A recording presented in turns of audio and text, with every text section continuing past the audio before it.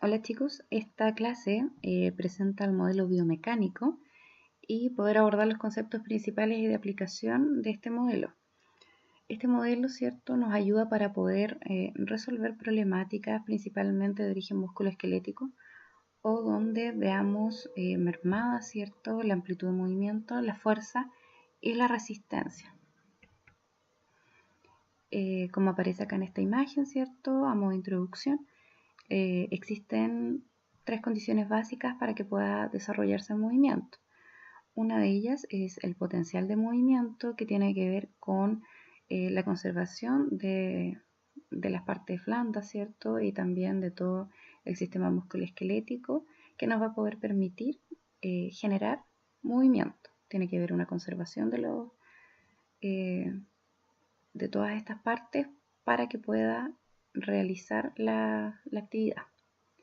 Otra de las condiciones es que exista una habilidad para mantener el trabajo. Eso tiene que ver, ¿cierto?, con la resistencia en la realización de actividades y de movimiento. Y por último, la capacidad de producir movimiento, que tiene que ver con la fuerza con la cual nosotros contamos para poder mover los segmentos corporales y desempeñar las acciones y tareas que nos proponemos. Los principales supuestos de este modelo son tres, que son los que aparecen en esta imagen. Uno es la actividad, se utiliza para recuperar rango, fuerza y resistencia, ¿ya? Partiendo de la base, que son estos tres componentes, los que se ven mermados producto de una lesión, y que plantea este modelo que a través de actividades, ¿cierto? Y nosotros como terapeuta ocupacional vamos a utilizar estas actividades con propósito para poder recuperar estos aspectos que se han visto mermados. El otro supuesto tiene relación con que una vez que recuperamos los aspectos anteriores, o sea, el rango articular, la fuerza y la resistencia, vamos a poder recuperar la función, ¿cierto? Eso tiene que ver con el potencial de movimiento, con la capacidad y con la habilidad de generar movimiento. Entonces, si están conservadas o recuperamos, ¿cierto?, tanto rango, fuerza y resistencia, vamos a poder desarrollar las actividades que nos son placenteras y que nosotros necesitamos para poder cumplir con las actividades de la vida diaria. Y por último, el supuesto plantea que las estructuras periféricas requieren de estrés para recuperar rango, fuerza y resistencia.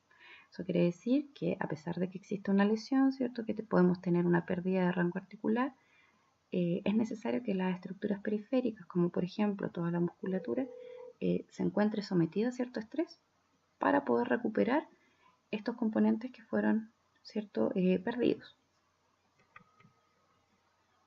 Ahora, entendiendo que son principalmente patologías de origen musculoesquelético o a nivel del sistema nervioso periférico, ¿con quiénes podemos trabajar? El modelo biomecánico. Ya tenemos personas que tienen pérdida de habilidad o riesgo de perder fuerza, resistencia y amplitud de movimiento. ¿Quiénes pueden ser estas personas? Personas que han sido sometidas a alguna operación, que han permanecido mucho tiempo en cama y que presentan debilidad. Personas que por distintas patologías, como vemos por ejemplo en esta imagen, ¿cierto?, que producto de una quemadura en una zona donde tenemos pliegue y que tiene alta movilidad, producto de retracciones, vamos a tener, ¿cierto?, la pérdida de la amplitud de movimiento. Al haber la pérdida de estos rangos, ¿cierto?, no va a existir un movimiento normal y por ende la musculatura también va a sufrir las consecuencias de la pérdida de rango articular. Vamos a tener una disminución de la fuerza y al haber disminución de la fuerza también vamos a ser menos resistentes para poder realizar nuestras actividades. Va a existir fatiga pronto y o simplemente no vamos a poder realizar los movimientos que nosotros queremos y por ende vamos a tener una alteración en el desempeño de nuestras actividades diarias. También podemos tener ciertas personas que han sufrido alguna lesión a nivel del sistema nervioso periférico, por ejemplo, una fractura que conlleve a una lesión del nervio mediano, del nervio radial. Podemos tener, ¿cierto?, una mano en gota, en garra, y que van a requerir una intervención a nivel, ¿cierto?, de la articulación, del aumento del rango articular, trabajo para poder aumentar la fuerza y posteriormente la resistencia. Y también, bueno, como vemos acá en esta imagen, una fractura de fémur, ¿cierto? Probablemente esta persona va a requerir mucho tiempo de hospitalización, una pérdida, ¿cierto?, de la movilidad, y vamos a tener un deterioro en el rango articular de movimiento, pérdida en la fuerza y también en la resistencia. Ahora, que es importante cuando hablamos del modelo biomecánico, no solo considerar o tener presente de que se trabaja cuando existen alteraciones del sistema musculoesquelético o del sistema nervioso periférico. Tiene que haber indemnidad del sistema nervioso central, o por lo menos una lesión que nos permita poder tener cierto nivel de conciencia, cierta comprensión de órdenes, para poder trabajar los otros aspectos que son los componentes básicos de este modelo, que son los que aparecen acá en esta imagen. El orden en el cual trabajamos es importante. No podemos trabajar resistencia si antes no trabajamos fuerza y si anteriormente no hay una amplitud de movimiento que esté conservado. Así que eso es fundamental cuando trabajamos el modelo biomecánico. Primero siempre trabajamos la amplitud de movimiento. Una vez recuperado el rango, vamos a trabajar fuerza, y una vez que ya poseemos fuerza, trabajamos la resistencia. La resistencia principalmente la vamos a trabajar en poder participar y mantenernos de manera satisfactoria hasta completar una actividad. Ahora, vamos a analizar cada uno de los puntos que componen, ¿cierto?, la capacidad de movimiento. El primero es el rango articular de movimiento, o el ROM, ¿cierto?, el cual puede ser pasivo y activo, y el que se define como la capacidad de desplazamiento de los segmentos por interjuego articular, o sea, cómo se mueve nuestra articulación. Como decía anteriormente, este puede ser pasivo o activo. Pasivo es cuando un tercero moviliza el segmento, y activo es cuando la misma persona puede realizar el movimiento. También partimos de la base, ¿cierto?, de que debemos movilizar el segmento a través de todo el rango de movimiento. Por ejemplo, una persona que tiene un edema importante, secundario a cualquier otra lesión. Por ejemplo, acá vemos que hay dos manos y una está completamente edematizada. Para poder recuperar el rango que se ha perdido producto de este edema y que ha generado inmovilidad permanente en los dedos, debemos realizar las movilizaciones en todo el rango normal de movimiento, y para eso es importante conocer cuáles son los rangos normales o ideales, ¿cierto?, de cada una de las articulaciones.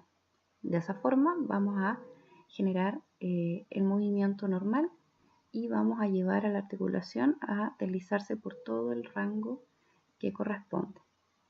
De esa forma también, aumentando el rango, vamos a poder pasar a trabajar los otros componentes.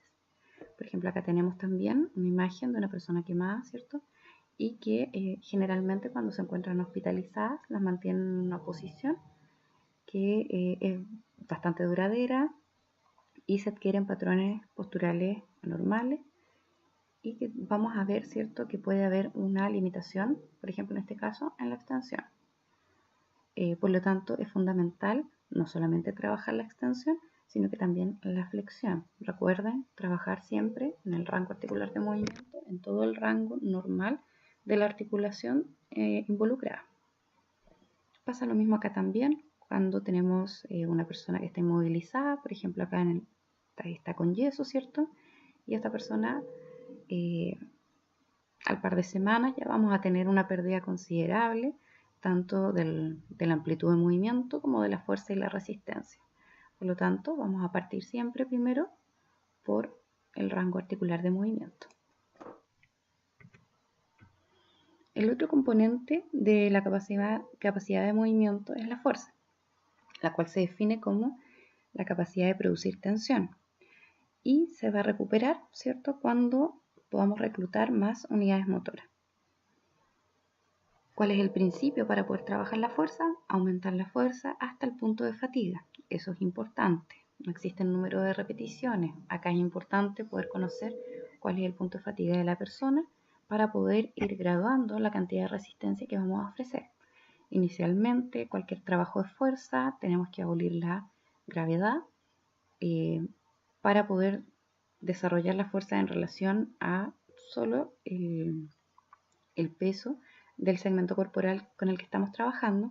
Posteriormente trabajar en contra de la gravedad y después de eso poder incluir algún tipo de implemento o objeto para poder realizar el trabajo de fuerza. Por ejemplo, si tenemos una persona, ¿cierto?, que ha tenido una fractura y ha perdido tanto rango de movimiento como fuerza y resistencia, una fractura, por ejemplo, a nivel de muñeca, lo primero, ¿cierto?, sería trabajar el rango articular. Una vez aumentado el rango, vamos a trabajar sin ningún otro implemento, vamos a trabajar en contra de gravedad y después vamos a poder pasar a tomar ciertos objetos que no generen demasiada resistencia y una vez aumentada la fuerza vamos a ir trabajando con un poquito más de carga para poder de esta manera aumentar la fuerza y por ende también la resistencia.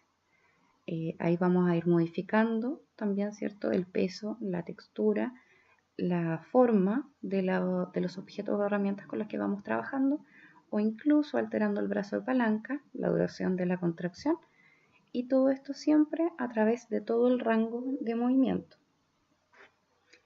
Ya hablamos, ¿cierto?, en cuanto a las aplicaciones, sin embargo es importante considerar cuáles son las precauciones en relación al trabajo de fuerza con personas que han tenido alguna lesión, ¿ya? Importante poder considerar, ¿cierto?, la contracción isométrica en personas que tienen problemas cardiorrespiratorios. Ya es importante que todas las acciones de fuerza no sean hechas en apnea, sino que se controle la respiración también al momento de realizar la fuerza. Y también poder considerar los resultados de las evaluaciones de fuerza para poder también tener ciertas precauciones. Una persona que tiene la fuerza muy disminuida, también, ¿cierto?, hacer una secuencia de actividades que sea progresiva en cuanto a complejidad y en cuanto a exigencia respecto a la fuerza y resistencia. Y también considerar, ¿cierto?, en cuanto a las evaluaciones, algunos test como los test musculares de Daniels, la utilización de dinamómetros, la utilización de pinzómetros para poder evaluar la fuerza, ¿cierto?, de cierto segmento o de ciertas acciones. Como último punto, ¿cierto?, de los componentes de la capacidad de movimiento tenemos la resistencia, la cual se define como la capacidad de realizar un esfuerzo sostenido. Esto tiene relación no solo con el ejercicio, sino que también con la actividad. Dice que los ejercicios que aumentan resistencia utilizan actividades moderadamente fatigantes por periodos de tiempo progresivamente más largos con intervalo de descanso. Hay estudios que avalan el uso de la actividad versus el ejercicio, ya que las actividades, al tener un componente, ¿cierto?, también emocional o de significado, hacen que las actividades sean mucho más entretenidas, que sean más significativas para la persona, que también sean más desafiantes en cuanto al aumento de las cargas y del esfuerzo que se utiliza para poder graduar la actividad y poder ir trabajando de mejor manera, ¿cierto?, la resistencia. Estas actividades también nosotros podemos trabajarlas en conjunto con otras personas, por ejemplo, la familia del usuario con el cual estamos trabajando. Si trabajamos en conjunto con la familia, ¿cierto?, la actividad va a ser mucho más interesante, entretenida, va a ser significativa, vamos a poder trabajar en distintos planos, vamos a vincular la familia con nuestro usuario para poder lograr el máximo desempeño y también sacarle el mayor potencial a las actividades que nosotros realizamos, ya que lo ideal no es realizar una actividad para trabajar rango, una actividad para trabajar fuerza y otra para trabajar resistencia, sino que podamos incluir la mayor cantidad de aspectos a trabajar que fueron, ¿cierto?, recopilados a través de la evaluación. Vamos a trabajar la mayor cantidad de estos aspectos en una misma actividad, de manera de que sea bastante compleja, no en la calidad, sino que compleja en cuanto a la integralidad de los aspectos que estamos trabajando. ¿Qué cosas son importantes para poder realizar el tratamiento? Tener consideraciones en cuanto al usuario. Lo primero es que esté en condiciones médicas adecuadas como para participar en un régimen de ejercicio o de actividades. Por ejemplo, si tenemos una persona que tuvo un corte de tendón, tenemos que esperar, ¿cierto? Las semanas necesarias para poder realizar las movilizaciones y después de realizar las movilizaciones, ampliando los rangos de movimiento, poder aplicar, ¿cierto? Actividades para recuperación de fuerza. Tenemos que tener muy claras cuáles son las condiciones médicas de nuestro usuario. Lo otro es que la persona esté en condiciones de entender las indicaciones, que sea capaz de comprender órdenes simples, órdenes complejas, dependiendo, ¿cierto?, de lo que necesitemos nosotros para poder abordar el tratamiento. Es lo que yo les comentaba anteriormente, de que tiene que haber una indemnidad en aspectos cognitivos, o por lo menos la comprensión de órdenes para poder llevar a cabo este tratamiento, ya que muchas veces tenemos usuarios que combinan patología neurológica central con alteraciones, ¿cierto?, del sistema musculoesquelético. Y por ende, tenemos que tener claro de que se tiene que mantener la indemnidad de ciertos aspectos cognitivos para poder desempeñar, ¿cierto?, algunas actividades que se basen en el modelo biomecánico. Otro punto es tener interés y motivación para realizar los ejercicios o actividades, ¿ya? La verdad es que es poco motivante estar haciendo 10 repeticiones de una actividad, pero por lo mismo, para poder lograr, ¿cierto?, la motivación de nuestro usuario, es importante también explicar para qué vamos a hacer la actividad, qué es lo que vamos a trabajar y buscar actividades también que sean desafiantes e interesantes para nuestro usuario y de esa manera potenciar, ¿cierto?, el desempeño de la actividad y también aumentar la adherencia a los tratamientos. Otro punto es tener indemnidad de músculo y tendón involucrado, lo que yo les comentaba en relación a una de las primeras diapositivas. La indemnidad de toda la musculatura periférica y de todas las estructuras blandas que rodean, ¿cierto?, las articulaciones comprometidas es fundamental. ¿Ya? No vamos a poder realizar movilización ni trabajo a fuerza si es que existe alguna inflamación de algún tendón. Eso va a generar dolor y va a producir también restricción del movimiento. También es importante tener disponibilidad de motoneurona demostrada por evaluación. Eso es en relación, por ejemplo, a patologías como las distrofias musculares.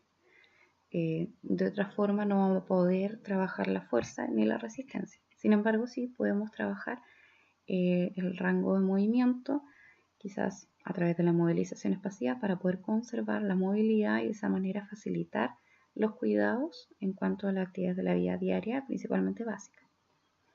También es importante tener sensibilidad necesaria para una retroalimentación, principalmente la sensibilidad profunda, para que pueda haber un feedback en cuanto a la entrega de estímulo y la respuesta motora. Tener movilidad articular suficiente. También lo veíamos anteriormente. Primero se trabaja la amplitud de movimiento, luego la fuerza y la resistencia.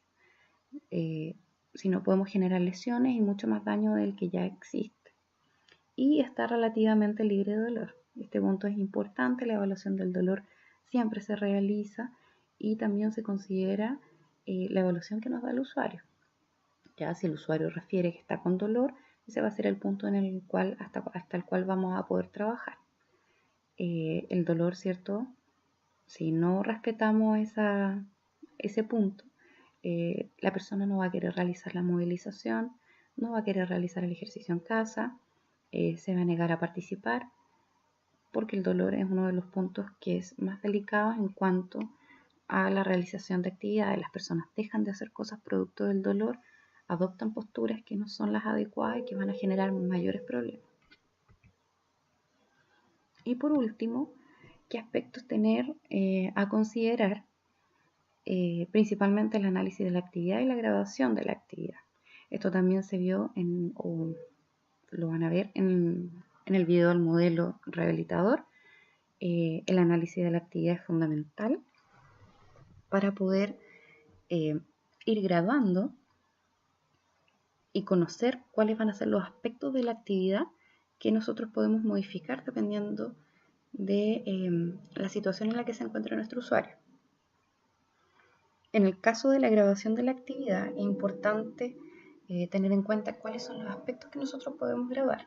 Por ejemplo, el peso de los objetos, los planos donde vamos a trabajar, si vamos a trabajar, ¿cierto?, en un plano frontal, transversal, los cambios de objetos, las formas, los tamaños, el uso de elementos mecánicos, si vamos a utilizar resortes, si vamos a utilizar poleas, bandas de goma, ¿ya? Eso es muy importante ya que nos va a dar la progresión tanto en una etapa inicial como cuando ya vayamos recuperando mayor función. Se relaciona directamente con el análisis de la actividad, ya que si sabemos cuáles son los pasos para poder realizar una actividad, podemos modificar esos pasos, alternarlos o simplificar algunos de esos pasos para que la persona pueda realizar la actividad deseada.